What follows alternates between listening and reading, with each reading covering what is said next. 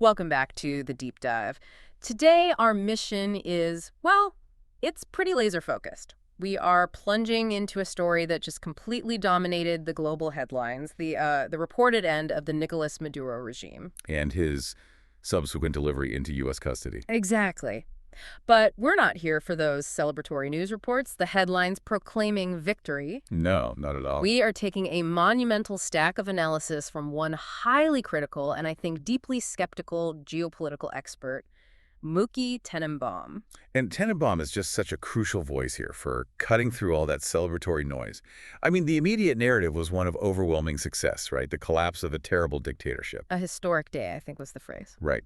But Tenenbaum, he sees this event not as a collapse at all, but as a meticulously calculated, highly orchestrated exchange. An exchange, not a capture. Pressy, he posits that what the world actually witnessed was a master movement on the global chessboard. It's one designed to achieve geopolitical leverage far, far beyond the immediate fate of Venezuela. And this is the core of it, I think. It is. Fundamentally, his analysis contends that the Venezuelan regime itself, the actual structures of power, has not fallen at all. Wow. I mean, that immediately flips the entire script. The initial snapshot we all saw was one of triumph. Tenenbaum is pushing back hard against statements from people like Jorge Macri. Oh, absolutely. Macri declared that the dictatorship that had subjected the Venezuelan people arrived at its end. He called it a truly historic day. And Macri, I mean, he's a major figure in regional Latin American politics. He wasn't just, offering a random comment. No, he was confirming the general political consensus that a major ideological victory had been won. That was the story. And that story, that consensus, it was almost instantly reinforced by key U.S. political figures. Swiftly, you had Senator Mike Lutar, who, after speaking directly with the Secretary of State, Marco Rubio, confirmed this really critical operational detail. Which was? That there would be no more military operations in Venezuelan territory. Full stop. And that detail, which I know Tenenbaum really dissects, suggested the military action was just suddenly, definitively over. The objective, whatever it was, had been accomplished. Which is a very strange thing to announce if your goal is regime change. Exactly. And underpinning this entire operation, look, regardless of whether it was a forced capture or this negotiated delivery that Tenenbaum's talking about, was the legal foundation. Prosecutor General Pamela Bondi confirmed the formal and very highly publicized indictment of both Nicolas Maduro and his wife, Sylvia Flores. And that was handed down by the Southern District of New York. Right. And this legal step, this indictment, it's really the essential first pillar of Tenenbaum's entire analysis. Because without it, the action becomes... What? Piracy? Invasion? It's an act of war. Yep. Tenenbaum sees this indictment as the necessary geopolitical tool. It created the legal pretext for the U.S. to operate outside of typical international law constraints. It's a key that unlocks a different set of rules. It is. It transformed a potential military invasion or even an assassination into the legally defensible act of executing an arrest warrant. Against an internationally recognized... And now, U.S. indicted, fugitive, it changes everything. Okay, let's unpack that legal context a bit more because Tenenbaum uses it as the entire background for his strategic analysis. The nature of these charges is absolutely crucial to understanding the leverage the U.S. held. They had to be devastating. They needed to establish undeniable criminal liability to justify everything that came next. So Bondi confirmed the charges against both Maduro and Flores. And they were severe. We're talking about importing cocaine, possession of machine guns, a sort of generalized charge of conspiracy. And then the big one. And then the big one, which is perhaps the most critical from a legal standpoint, the charge of narco-terrorism. Along with conspiracy to possess machine guns and destructive artifacts. Right. I mean, this is not simple corruption. This is a formal accusation of state-sponsored organized crime. That charge, narco-terrorism, that's the hammer, isn't it? We hear the term. But for you listening and expecting a deep dive, why did the Southern District of New York, the SDNY, choose that specific charge over others? What does it grant the U.S. government jurisdictionally? Tenenbaum really highlights that this choice was incredibly strategic. The SDNY is, it's often chosen for these huge, complex international financial crimes and terrorism cases precisely because it has such a broad remit. That has a long reach. A very long reach. But specifically, the narco-terrorism statute allows the U.S. to bypass claims of political immunity. It does that by classifying the target as a participant in terrorism. In this case, drug trafficking used to fund and support terrorist activities. So it's a mechanism that legally separates the accusation from claims of political persecution. Exactly. It frames Maduro as an international criminal, not merely a political leader you disagree with. This charge is so devastating because it implies direct personal involvement in organized violence and the destabilization of U.S. interests through the drug trade. It's not political, it's criminal. And Tenenbaum sees these charges, this legal liability, as the absolute key to the whole operation. He does. He draws this direct and, I think, really powerful historical parallel that grounds his skepticism in legal precedent. He links Maduro's situation directly to another dictator. To Manuel Noriega, the former Panamanian dictator. Right. The Noriega parallel is absolutely central to Tenenbaum's thesis. Noriega was similarly accused in U.S. courts, and that act transformed him from a head of state into a legally liable fugitive. He became a wanted man. He became a wanted man. Tenenbaum notes that once Noriega was accused, he became vulnerable to capture by the sheriff, and by that he means the U.S. law enforcement and military apparatus. The moment Maduro's indictment was confirmed, he entered the very same legal category. So pursuing him stopped being an act of war. And became the execution of a warrant. This structure, Tenenbaum argues, proves the action was calculated long in advance. Right. You set up the legal right before you even think about the physical operation. So, okay, the indictment is the necessary groundwork. But here's where Tenenbaum immediately pivots from the legal facts to the strategic geopolitical implications. Right. His opening question just cuts straight through that celebratory veneer. He asks, for whom is this a good day? And that simple question shifts the entire focus away from this idea of Venezuelan liberation and onto the global power dynamics that he believes truly matter. And his initial list is fascinating because it focuses entirely on U.S. adversaries. Right. Tenenbaum names the immediate losers, the people who are having a very bad day. And that's Russia, China, and emphatically, a very, very bad day for Cuba. Why Cuba so emphatically? He views Cuba as the central ideological and intelligence partner for the Maduro regime. Their loss of a key client state, or at least the loss of its head, is a profound blow to their influence and their entire regional strategy. And Tenenbaum also notes that the repercussions weren't just regional. Not at all. He mentions leaders in Spain who are allegedly partners with Maduro and are now, in his words, very worried. Worried about what? Worried about what secrets Maduro might reveal regarding their financial or political ties. This immediate and widespread geopolitical anxiety, for Tenenbaum, confirms that the stakes were never just about what happens in Caracas. But then comes the truly disruptive part of his analysis, the surprising good day possibility. Yes, he suggests, incredibly, that this could actually be a good day for Maduro himself. Which sounds insane on the surface. It does. But he adds a crucial condition. If, and only if, it was an arrangement. It fundamentally challenges that entire narrative of a dictator conquered by force. If Tenenbaum is right, Maduro didn't fall. He negotiated his own extraction. That's a staggering contention. But okay, if Tenenbaum is correct that the legal hook was cast and the operation was essentially an extraction, how does he reconcile the removal of the dictator with the survival of the dictatorship? He says he's much less optimistic than celebrating figures like Jorge Macri. Well, Tenenbaum argues that we have to look beyond the man at the top and really examine the stability of the system he commanded. He states it bluntly. The Venezuelan dictatorship is very far from falling. So the headlines were just wrong. Completely wrong, in his view. He believes the euphoric headlines fail to account for the systemic nature of the ruling class. The dictatorship isn't a personality cult that's solely reliant on Maduro. It's a deep, entrenched network of military and political figures who have carved out immense power and, frankly, illicit wealth for themselves. And Tenenbaum attributes the stability of this ruling group, the generals, the high-ranking military and political men, to a specific psychological and political mechanism. He calls it espanto. Espanto. We've translated this simply as dread, but Tenenbaum intends something deeper, right? A more systemic fear. What is the full weight of espanto in this context? For Tenenbaum, espanto is the collective, unifying, systemic fear of exposure and reprisal that binds that military elite together. It's not just general anxiety. It is the absolute certainty that every single high-ranking official is deeply implicated in the same crimes. Narco-trafficking, corruption, human rights abuses. The whole list. If one of them falls, they all fall. This is a kind of mutual assured destruction, and it creates a powerful, if terrifying, internal loyalty. So Maduro's extraction doesn't alleviate that fear. No. In Right. fact, it may heighten it. It forces the remaining regime to close ranks even tighter to prevent the collapse of the system that protects every last one of them. So the fact that Maduro himself is gone doesn't really matter to the generals because they know their own positions are secure as long as the system holds. Yes. Tenenbaum notes that whatever Maduro might say about them in a U.S. court, everyone already knows their activities. It's an open secret. It's more than an open secret. Their corruption, their deals, their complicity, it's not some bombshell waiting for Maduro to expose. It's the day-to-day operational reality of the regime. Therefore, Maduro's testimony against them doesn't dismantle their military command structure or their internal power hierarchy.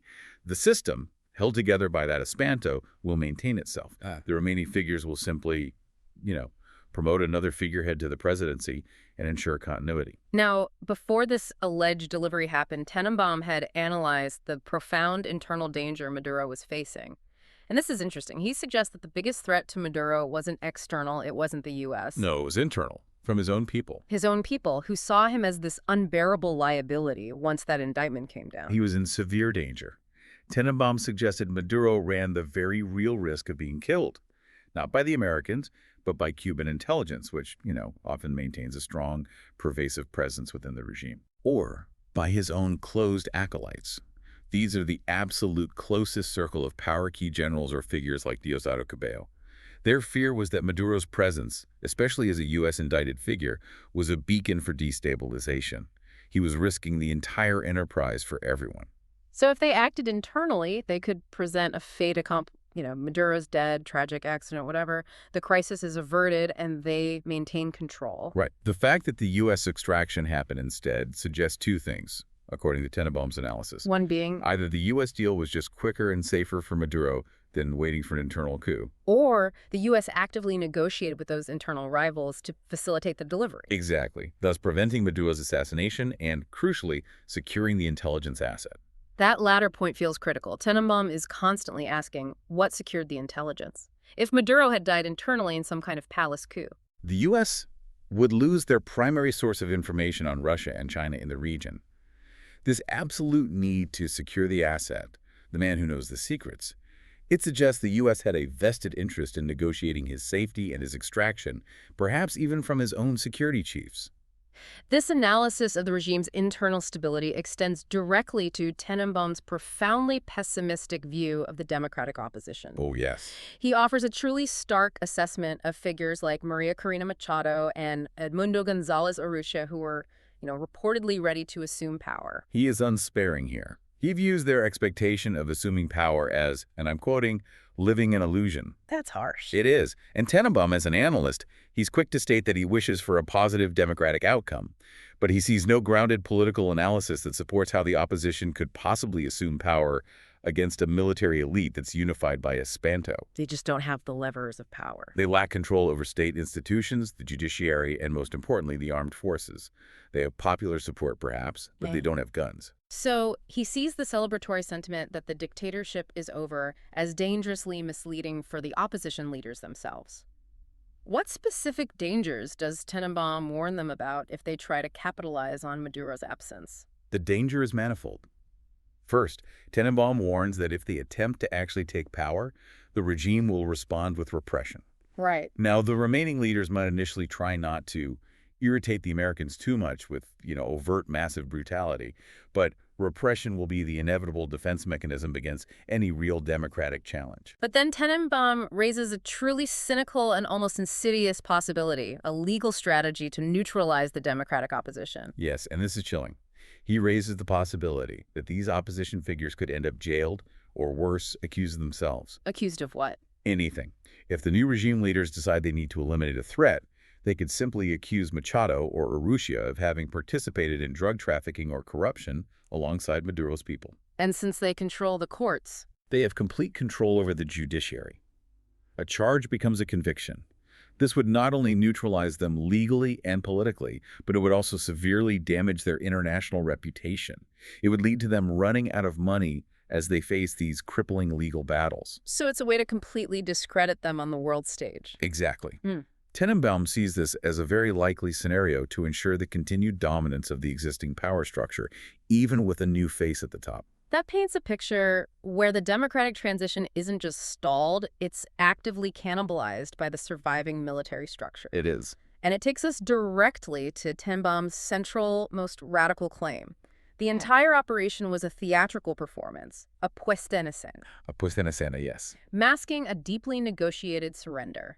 The appearance of chaos, of military action, was all designed to mask the quiet, strategic precision of the arrangement.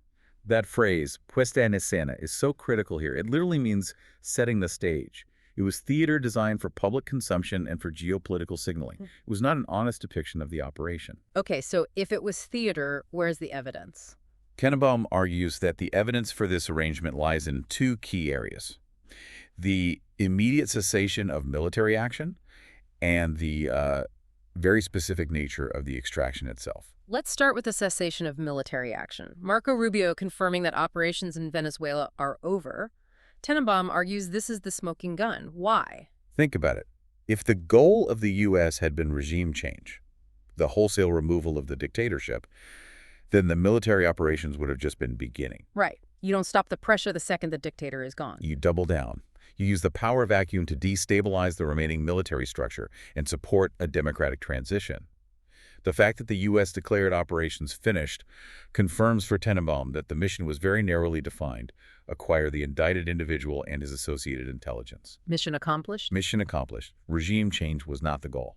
And Tenenbaum applies the same logic to the reported U.S. bombardments, the loud, dramatic military actions that preceded the extraction.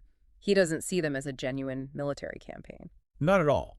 He calls them a distraction. He views U.S. bombardment as senseless or even counterproductive if the larger goal was a stable democratic outcome. If you bomb infrastructure and military installations, you destabilize the country for the long term. Which is the last thing you want if you're trying to install a friendly government. Exactly. Instead, he argues the noise and the chaos were specifically intended to facilitate the quiet delivery or capture of Maduro. It provided the perfect cover for the real movement taking place behind the scenes. The operations were, theatrical smoke and mirrors. That detail makes incredible sense in the context of a covert negotiation. The sound and the fury provide cover for the real, quiet agreement. And the limited duration of these bombings further confirms the thesis. They stopped the moment the objective Maduro's removal was secured. There's another seemingly minor detail that Tenenbaum emphasizes. The inclusion of Maduro's wife, Sylvia Flores, in the extraction. Right. Now, she was also indicted, but Tenenbaum notes she is not politically important, not in the way a Diosdado Cabello is. So why risk complicating the extraction by taking her too?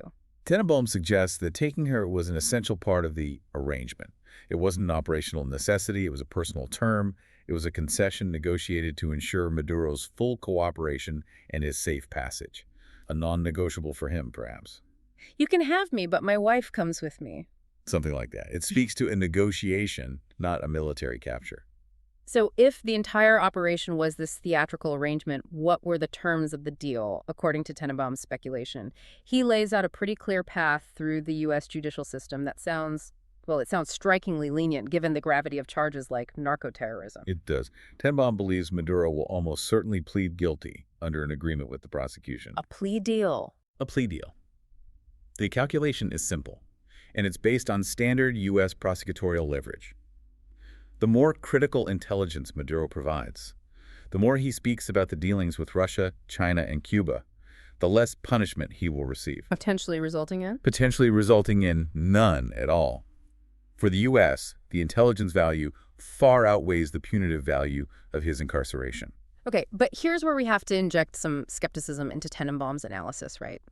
If we're talking about narco-terrorism, the sheer gravity of those crimes suggests that even with a plea bargain, you're looking at a massive sentence. Sure.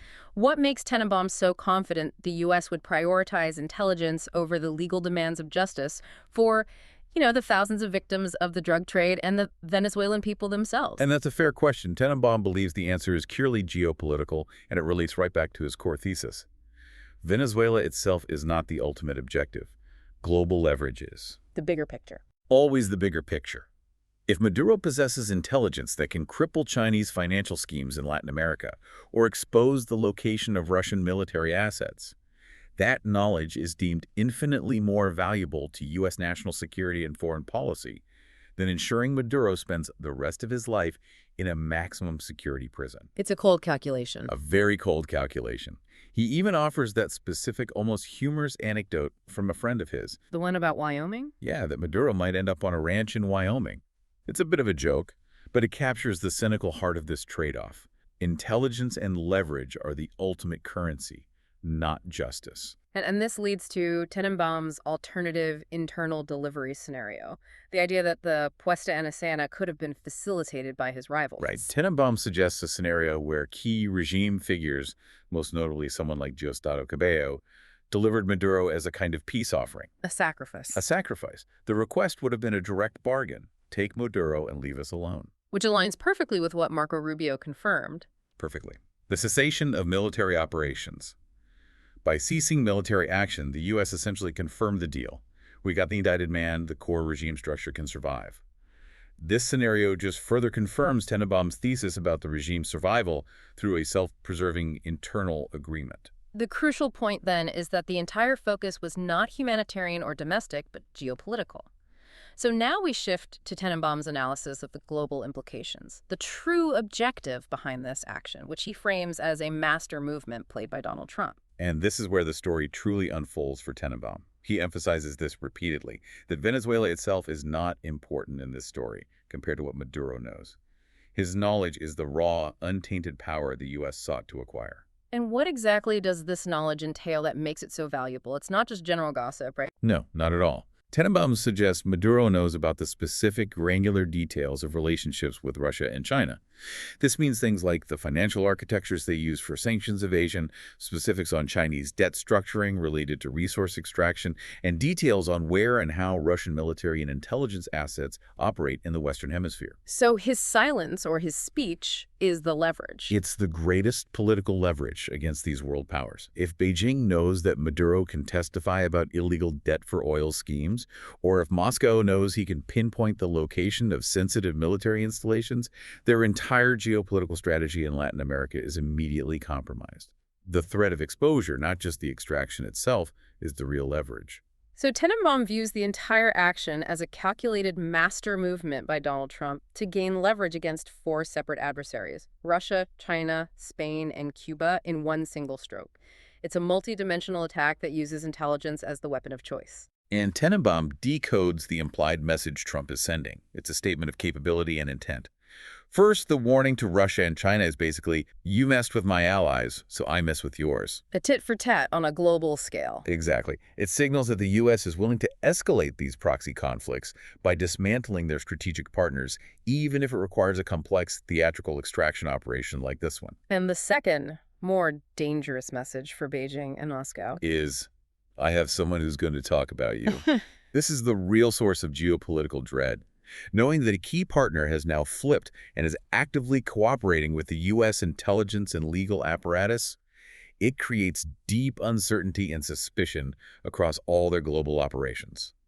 Who's next? Tenenbaum also highlights the deeply personal and ideological dimension here, particularly connecting the action to the Secretary of State, Marco Rubio. Yes, this is a key point. Given that Rubio's parents were exiles escaping Castro's dictatorship in Cuba, Tenenbaum frames this operation as part of a larger, long-term geopolitical and ideological conflict. One aimed directly at dismantling the legacy of Cuban influence in the Western Hemisphere. Absolutely. This means the target, in Tenenbaum's view, was always Havana and Moscow, with Caracas simply being the most opportune, legally defensible, and exposed target to hit. So the strategic choice was not accidental. Never accidental.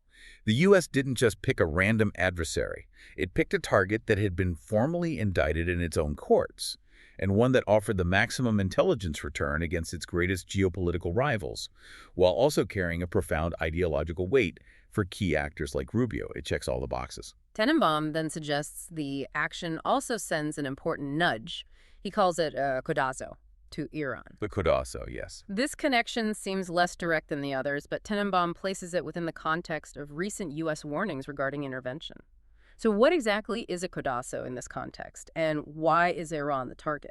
A codazo is literally a sharp nudge with the elbow. It's an intentional, undeniable signal that's meant to draw attention to the messenger's capabilities. You can't ignore it. And Tenenbaum draws the connection because There were ongoing protests and manifestations in Iran at the time, and Trump had already issued a very stern, very public warning that the U.S. would intervene if the regime harmed the protesters. So the Maduro extraction serves as a real-world demonstration. A real-world demonstration of the U.S.'s ability to project power and secure high-value targets. It's not a threat, it's a proof of concept. So the ultimate message to the Iranian leadership, according to Tenenbaum, is, just as I took Maduro, I can take Ayatollah Khamenei. It's an aggressive, very public display of power projection. It is. However, Tenenbaum, in his trademark precision, he notes the crucial legal distinction that separates Maduro from Khamenei. Which is? Maduro was formally accused in U.S. courts. He fulfilled that Noriega legal precedent we talked about. Khamenei is not. The action against Maduro serves as a warning of what happens once that legal hurdle is cleared. It's the prerequisite for a legitimate extraction operation. The message is, we have the ability, and if the legal predicate is ever met, we will use it. Finally, Tenenbaum delves into the most speculative and I think the most far-reaching component of his analysis. Yes. The possibility of a truly massive backroom arrangement with Russia and China. A grand geopolitical trade-off. This is the realm of true strategic complexity. He's really thinking big here. Tenenbaum entertains the possibility of a trade-off where the U.S. secures Venezuela, and by that he means the end of Russian and Chinese influence in Caracas, in exchange for some significant concession. Like what? Perhaps even U.S. support, or at least a lessened sanctions stance regarding Russia's actions in Ukraine. Wow, that is monumental. If the U.S. were to ease support for Ukraine in exchange for total strategic dominance in Venezuela, that would fundamentally rewrite global alignments. It would. Even if Tenenbaum expresses doubt about this specific trade, what would be the compelling logic for Russia to even consider giving up its influence in Caracas? Well, Russia gains influence by projecting power globally. Right, by challenging the U.S. in its backyard. But if Tenenbaum's analysis of the indictment and the intelligence threat is correct, Maduro's removal severely compromises all of Russia's existing military and financial networks in the region. Their position becomes untenable. Exactly. Their position in Caracas may have become a liability, forcing them to seek the best possible negotiated retreat. By getting a large concession elsewhere like Ukraine, they secure a far greater, more immediate strategic objective that outweighs the long-term, now compromised Venezuelan venture. They cut their losses and win big somewhere else.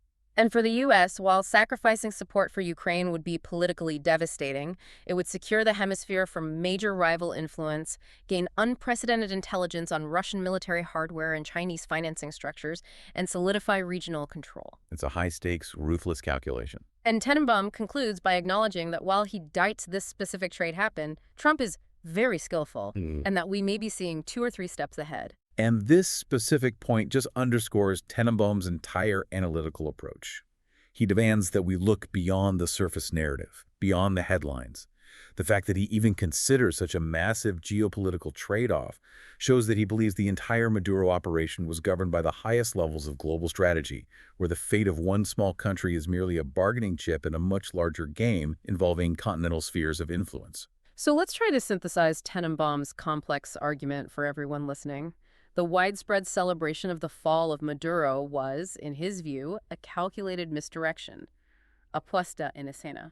And his crucial insight is that the most important element of this entire story is not the minor change in Venezuelan leadership, because the military dictatorship remains, united by that espanto, but the massive geopolitical leverage gained by the U.S. through Maduro's extensive, detailed knowledge of Russia, China, and Cuba's operations. The fall was negotiated. The intelligence was the real prize. So this deep dive has revealed that what the public was told was a victory for democracy was, in Tenenbaum's view, a highly complex and calculated extraction, prioritizing international intelligence and leverage over genuine domestic regime change. The story is not a national tragedy ending. It is a global power play just beginning. Absolutely. The structural dictatorship remains intact, and the real impact of this will be felt in Moscow, Beijing, and Havana over the coming months and years, depending entirely on what Maduro chooses to reveal about their deep secrets. We want to leave you with one final thought to mull over, and it connects back to that terrifying position Maduro found himself in internally. Tenenbaum noted the genuine fear that Cuban intelligence or Maduro's own close acolytes might have killed him to prevent destabilization before the Americans could reach him. Right, that he was a liability to them. Exactly. So considering Tenenbaum's firm view that the operation was a negotiation, a calculated delivery orchestrated by Washington. What does this suggest about the relative power and the internal security dynamics of the remaining regime leaders, like Diosdado Cabello, versus powerful external forces like Cuba in those final hours leading up to Maduro's delivery? That's a great question. Was the U.S. negotiation primarily about securing Maduro from his foreign handlers in Cuba, who might have wanted him silenced for what he knew about them?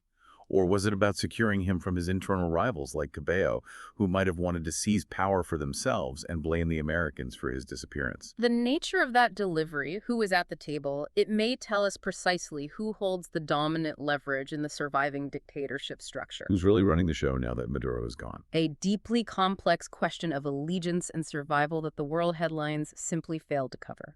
And for those of you interested in diving even deeper into this perspective, we really encourage you to listen to Muki Tenenbaum's own content on El Observador International. We appreciate you joining us for this deep dive into the nuanced and I think really skeptical view of global events. We'll see you next time.